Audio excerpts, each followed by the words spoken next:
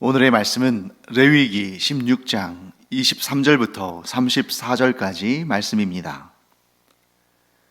아론은 회막에 들어가서 지성소에 들어갈 때에 입었던 세마포 옷을 벗어 거기 두고 거룩한 곳에서 물로 그의 몸을 씻고 자기 옷을 입고 나와서 자기의 번제와 백성의 번제를 드려 자기와 백성을 위하여 속죄하고 속죄 제물의 기름을 제단에서 불사를 것이요 염소를 아사셀에게 보낸 자는 그의 옷을 빨고 물로 그의 몸을 씻은 후에 진영에 들어갈 것이며 속죄제 수송아지와 속죄제 염소의 피를 성소로 들여다가 속죄하였은즉 그 가죽과 고기와 똥을 밖으로 내다가 불사를 것이요 불사른 자는 그의 옷을 빨고 물로 그의 몸을 씻은 후에 진영에 들어갈지니라. 너희는 영원히 이 규례를 지킬지니라. 일곱째 달 곧 그 달 10일에 너희는 스스로 괴롭게 하고 아무 일도 하지 말되 본토인이든지 너희 중에 거류하는 거류민이든지 그리하라. 이날에 너희를 위하여 속죄하여 너희를 정결하게 하리니 너희의 모든 죄에서 너희가 여호와 앞에 정결하리라. 이는 너희에게 안식일 중에 안식일인즉 너희는 스스로 괴롭게 할지니 영원히 지킬 규례라. 기름 부음을 받고 위임되어 자기의 아버지를 대신하여 제사장의 직분을 행하는 제사장은 속죄하되 세마포 옷 곧 거룩한 옷을 입고 지성소를 속죄하며 회막과 제단을 속죄하고 또 제사장들과 백성의 회중을 위하여 속죄할지니 이는 너희가 영원히 지킬 규례라. 이스라엘 자손의 모든 죄를 위하여 1년에 한 번 속죄할 것이니라. 아론이 여호와께서 모세에게 명령하신 대로 행하니라. 네, 오늘이 이제 대속죄일의 규례에 대한 마지막 시간입니다. 오늘까지 3일에 걸쳐서 대속죄일에 대한 내용을 살펴봅니다. 자, 대속죄일은 세 단계에 걸쳐서 이루어집니다. 첫째는 대속죄일을 준비하는 과정.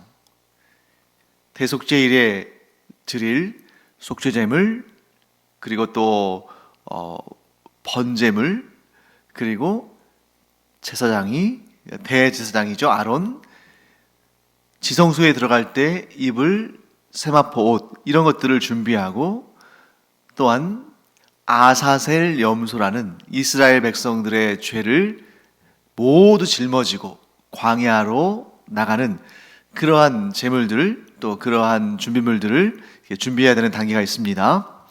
그 다음에 실행 단계죠. 우리가 어제 내용을 살펴봤습니다. 그래서 속죄제물을 잡고 그 피로 지성소의 정결 규례와 같은 그런 속죄 행위를 하는 그런 내용들을 우리가 살펴봤죠. 그리고 이제 오늘 우리가 살펴보는 내용, 대속죄일의 마지막 마무리 단계를 우리가 오늘 살펴보겠습니다.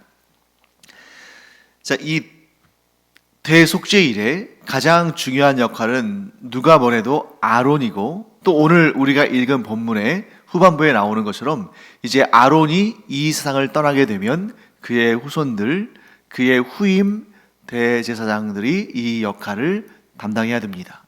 그러면 이 아론이 곧 대제사장이 이 대속죄일의 그 규례를 행하고 나서 즉 가장 중요한 일이 바로 하나님의 임재하심이 있는 그 지성소, 그 중에서도 언약궤 위에 있는 하나님의 임재가 나타나는 그 속죄소를 정결케 하는 그러한 일을 한 다음에 밖으로 나와서 또 번제단, 그 제단의 내 귀퉁이에 있는 뿔에 속죄제물의 피를 바름으로 그 제단도 거룩하게 했죠.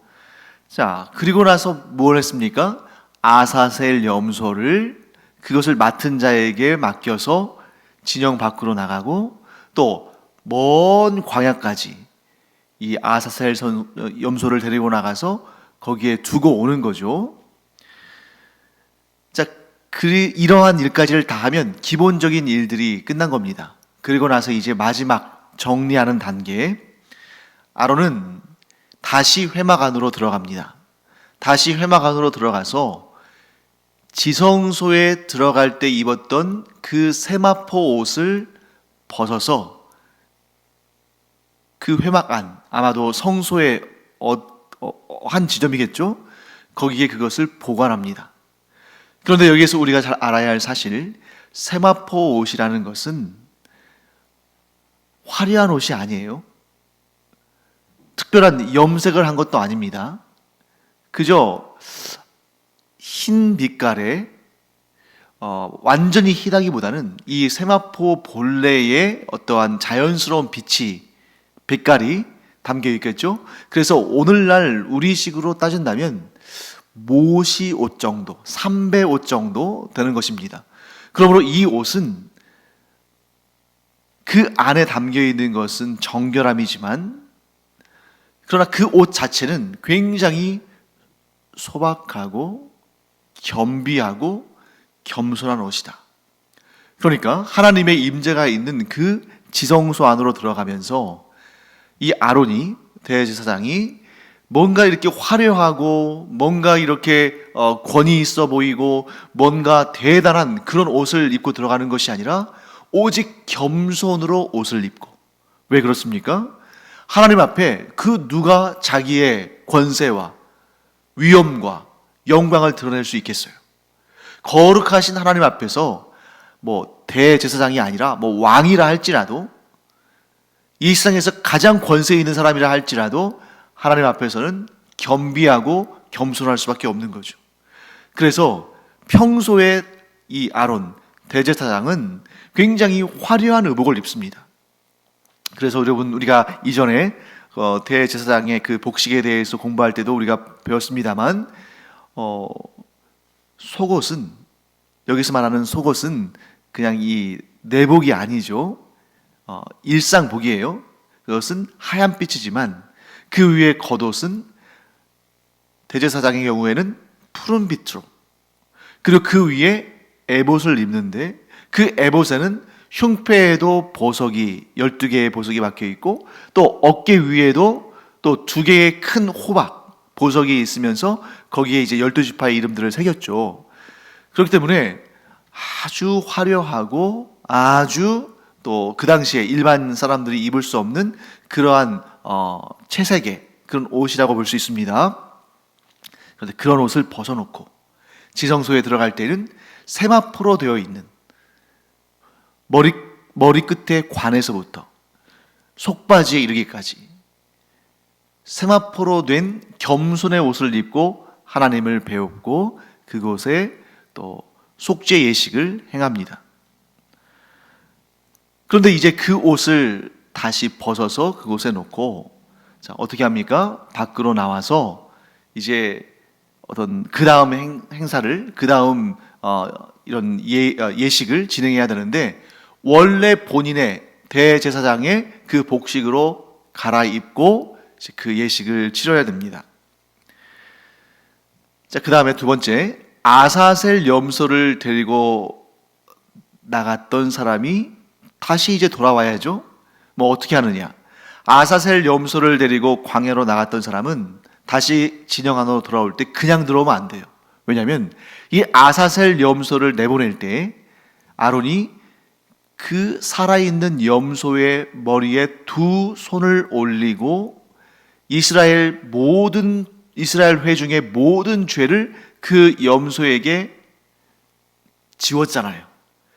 그런데 이 아사셀 염소를 데리고 나가는 사람은 이 염소를 뭐 목줄을 했든 뭘 했든 하여튼 그 염소에 접촉을 했기 때문에 부정해진 상태입니다. 왜? 죄에 접촉을 했으니까. 그래서 들어올 때 어떻게 하냐면 옷을 빨고 몸을 물로 씻은 다음에야 진영 안으로 들어올 수 있었습니다. 부정을 씻어내는 거죠.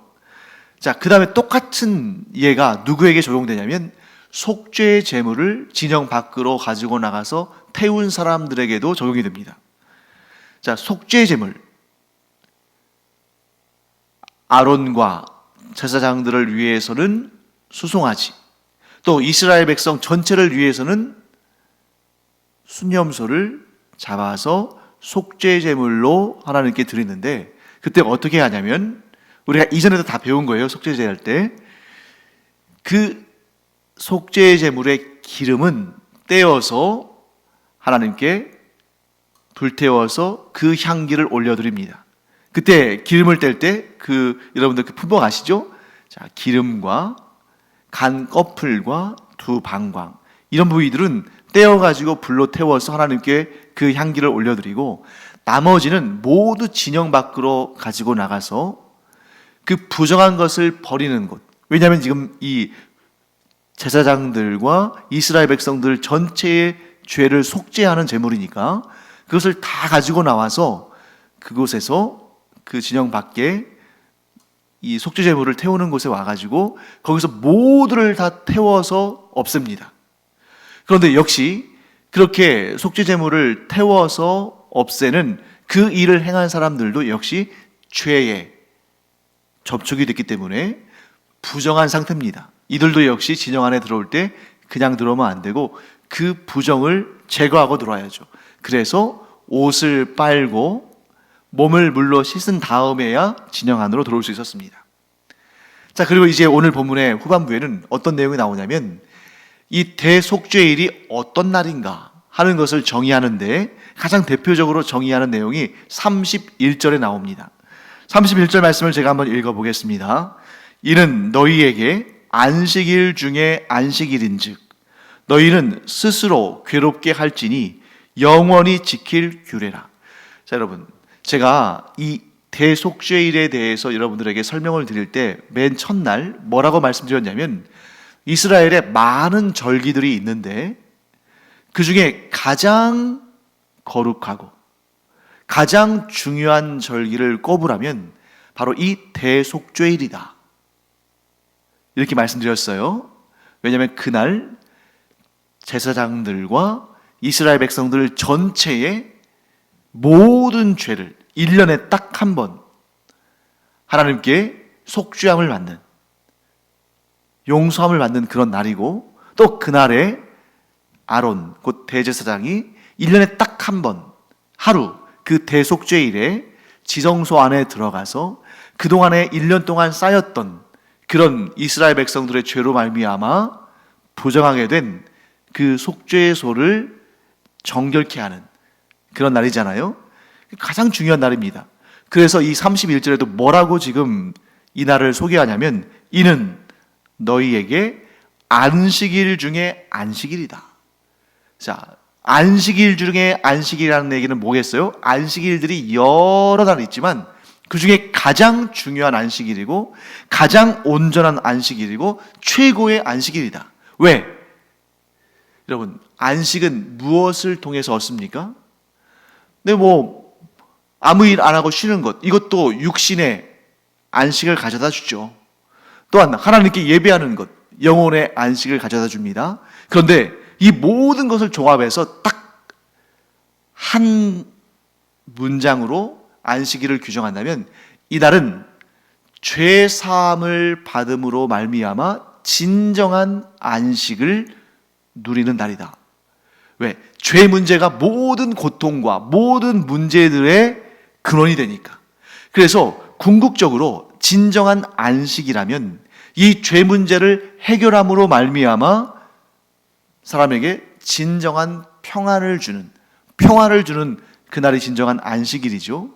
그래서 우리 그리스도인들이 유대교인들처럼 토요일에 안식일을 지키는 것이 아니라 주일을 진정한 안식일로 지키는 이유는, 그 주일에 예수님께서 우리의 모든 죄를 사하셨을 뿐만 아니라 우리를 위해서 부활하신 날, 곧 우리가 구약의 옛 언약의 백성이 이제 더 이상 아니고 예수님의 십자가의 죽으심과 부활을 통해서 영원한 새 언약의 백성들이 되었음을 확인하는 날, 증거하는 날, 그 부활의 날이 바로 우리에게는 진정한 안식일이다 하는 것입니다.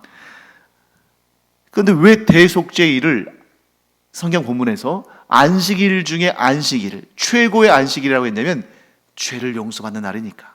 그것도 이스라엘 백성들 전체의 모든 죄를. 그런데 이 대속죄일, 이 안식일 중에 안식일과 오늘날 우리가 누리는 이 예수 그리스도께서 주신 그 진정한 안식이 어떤 차이가 있습니까?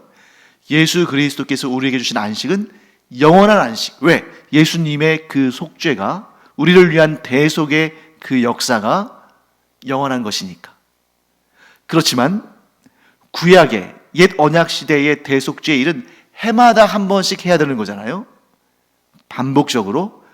그렇기 때문에 그럼에도 불구하고 구약의 시대에는 이 대속죄일이 안식일 중에 안식일이었다면 우리는 그것과는 비교할 수 없는 진정한 안식, 최종적인 안식, 완전한 안식을 누리게 되는데 그것은 바로 예수 그리스도의 십자가의 죽으심과 부활을 통해 이루어졌다.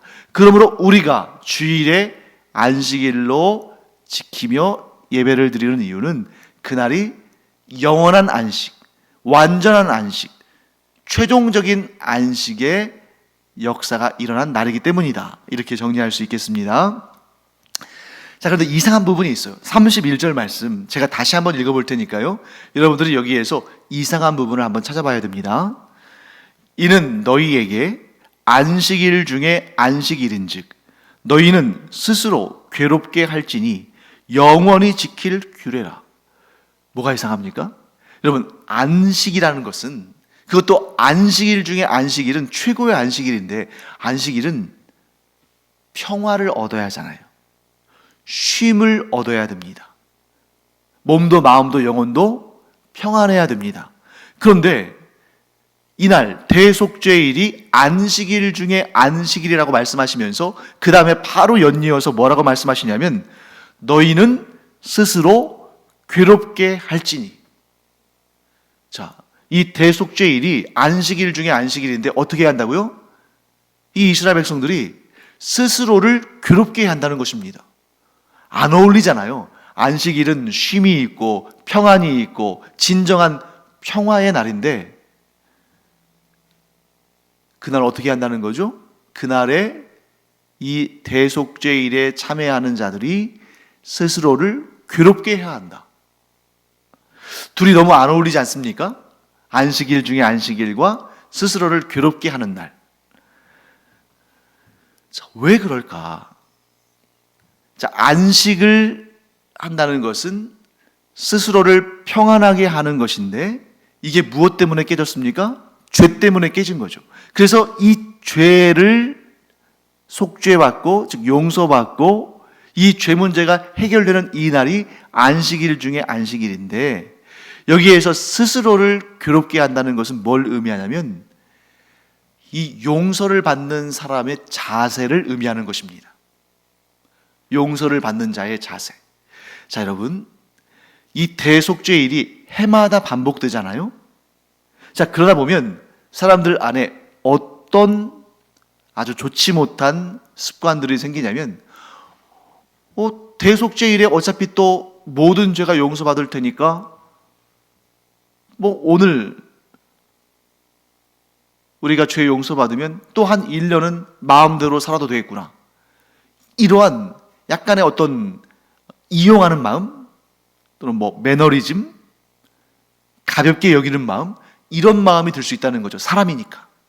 죄성이 있는 사람이다 보니까 처음에는 정말 겸비하는 그런 마음으로, 죄송스러운 마음으로, 그런데 그 죄를 다 용서해 주신 하나님께 진심으로 감사하고, 그런데 한편으로는 면목 없는 그런 마음으로 그날을 겸비한 자세로 지킬 텐데 이게 계속 반복되면서 그날의 의미를 온전히 마음에 담지 않으면, 그날의 그 의미에 대해서 진정으로 마음을 다스리지 않으면 습관적으로, 형식적으로 그날을 지키기는 하지만 오늘 대속죄일이네, 지난 1년간의 죄를 다 용서받고 또 내일부터는 또 내가 사람이니까 어쩔 수 없이 죄 지으면서 그렇게 살아야지.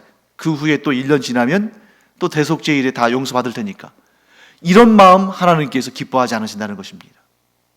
그런데 이런 일이 우리의 삶에서도 얼마든지 일어날 수 있다는 거죠. 자, 어떤 자세입니까? 뭐 회개하면 용서받으니까 뭐 이 정도 일이야 뭐 이 죄 많은 이 세상에서 다반사지. 그렇지만 나는 회개하면 용서받으니까 괜찮아. 이렇게 가벼운 마음으로 회개에 임하는 것은 하나님의 기쁘심이 되지 않는다는 것입니다. 그러면 우리가 회개를 할 때, 우리의 죄에 대해서 회개할 때 어떤 자세를 가져야 되는가? 말씀하시잖아요. 스스로를 괴롭게 하라. 근데 여러분 여기서 오해하시면 안 됩니다.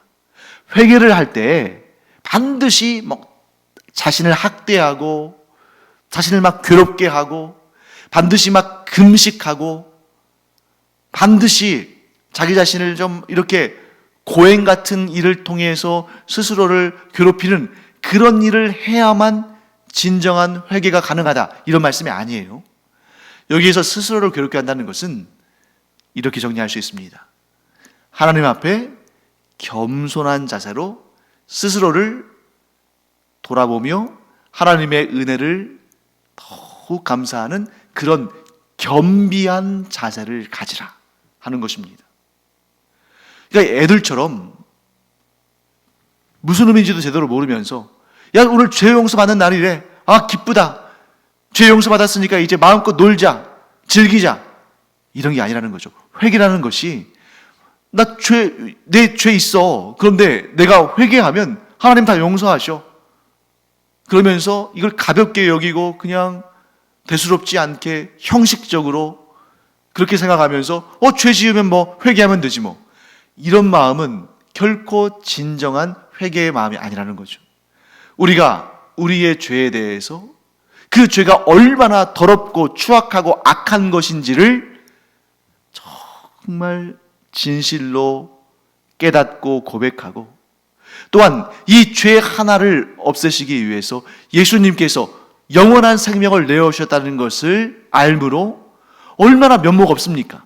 그럼에도 불구하고 나는 용서받을 어떠한 자격도 어떠한 공로도 없지만 또 주님의 그 영원한 생명을 내가 내 죄의 대속을 위해서, 속죄를 위해서 받을 수 있는 그런 자격이 없지만 그저 은혜를 베푸시는 하나님께, 그저 나를 위해 그 생명을 내어주신 예수님께 면목 없지만 그저 은혜를 감사함으로 받는 마음으로 겸비한 자세를 취해야 한다는 것입니다.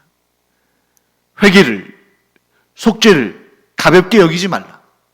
자, 왜 회개와 속죄의 그 역사를, 그 일들을 가볍게 여길까요? 죄에 대해서 가볍게 여기기 때문입니다. 그런데 우리는 이 죄가 아무리 작은 죄라 할지라도 그 죄로 말미암아 예수 그리스도께서 영원한 생명을 내어주셨다는 사실을 우리는 결코 잊으면 안 된다는 거죠. 내 죄값은 내가 정하는 것이 아닙니다. 그것은 하나님이 정하시는 것인데 어떠한 죄든지 간에 그 죄값은 동일한데 예수 그리스도의 생명값이라는 것이죠. 그러니 내 생명을 다 내놔도 어떻게 예수 그리스도의 곧 하나님이신 예수님의 생명과 비교할 수 있겠어요? 우리는 피조물인데, 우리는 영생의 존재가 아니었는데. 그러므로 우리가 회개할 때는 정말 진실된 마음, 무엇으로부터 출발합니까?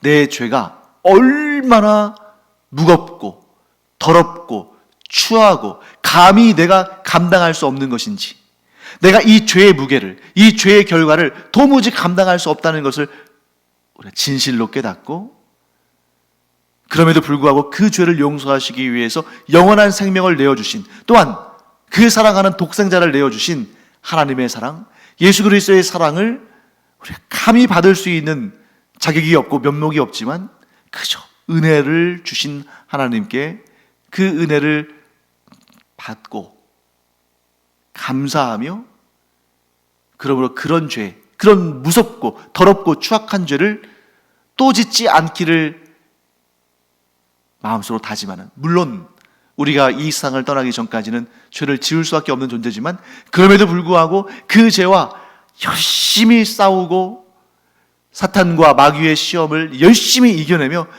정결함을 유지하려는 그런 진중한 마음, 그런 겸비한 마음을 갖는 것이 바로 이 대속죄일의 의미이고, 또한 우리가 죄를 회개할 때에 가져야 할 마음 자세다 하는 것을 우리가 알게 되는 것입니다.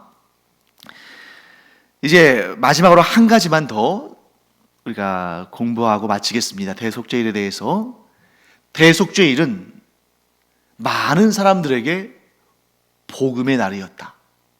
자, 왜 대속죄일이 복음의 날이었을까요? 다른 말로 표현하면 대속죄일은 이스라엘 사람들에게는 안식일 중에 안식일이었고, 또 그날은 많은 사람들에게 복음의 날이었다. 왜? 물론 이 당시에 자기가 죄를 지었을 때에 그 죄에 대한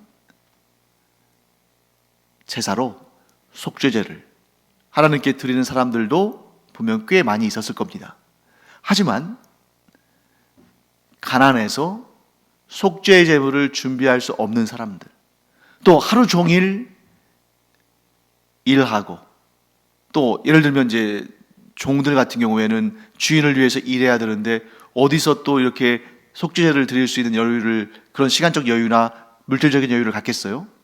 또 이 성소로부터 너무나 멀리 사는 사람들, 이 성소가 있을 때 그 주변 사람들이야 오갈 때 좀 뭐 그렇게 시간이 안 걸리겠습니다만, 그 당시에는 뭐 차도 없고 뭐 이동 수단이 걸어서 가는 수밖에 없는데 먼 변방에 사는 사람들,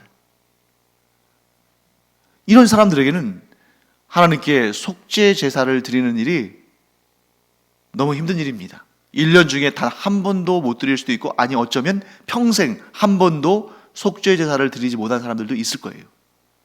그런데 그런 사람들도 하나님께서 속죄할 수 있는 기회를 열어주시는데, 그게 뭐예요? 1년에 딱 한 번, 딱 하루, 이스라엘력으로 7월 10일, 이날은 이스라엘 백성들 모두의, 또한 그들의 모든 죄에 대해서 하나님께서 속죄하시는 날이다. 그러니 이 날이 이스라엘 백성들에게는 얼마나, 특히 가난하고 또 시간을 낼 수 없고 또 성소로부터 멀리 떨어져 있는 사람들에게는 이 날이야말로 복음의 날, 안식일 중에 안식일이요, 복된 소식 중에 가장 복된 소식인 자신을 죄로부터 해방시켜 주시는, 그 죄의 짐을 덜어주시는, 부정함을 씻어서 정결케 하시는 그런 날이었다 하는 것을 우리가 보게 됩니다. 그래서 여러분, 죄를 씻음 받는 것은 가장 큰 기쁨이요 복음이다.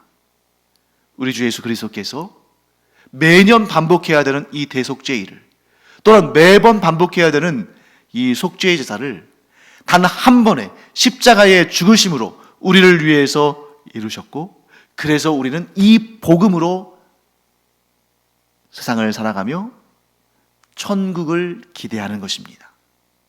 사랑하는 성도 여러분, 오직 예수 그리스도만이 우리의 친정한 복음이다.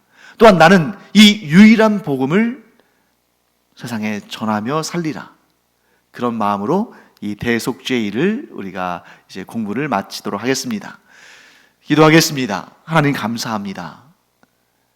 예수 그리스도께서 대속죄일을 완성하심으로 저희가 하나님 앞에, 비록 정말 하나님 앞에 면목도 없고 그럴 자격도 없는 자들이지만 하나님의 그 은혜를 믿음으로 받아들여 예수 그리스도를 믿음으로 말미암아 영생의 복락을, 영생의 구원을 얻게 되었음을 감사드립니다.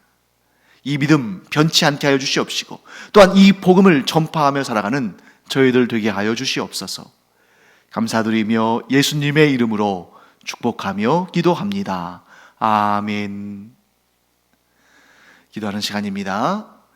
우리 안에 있는 이 복음을 진정으로 우리가 믿고 아끼고 사랑하고 또한 전하는 우리 모두가 되기를 바랍니다. 이 기도의 시간에 우리가 비록 우리 각자의 공간에 있지만 온 세상에 하나님 나라 확장을, 복음의 전파를 위해서 기도할 수 있잖아요. 기도를 통해서 온 열방을 주님께 바쳐드리는 우리가 되기 바랍니다. 기도하겠습니다.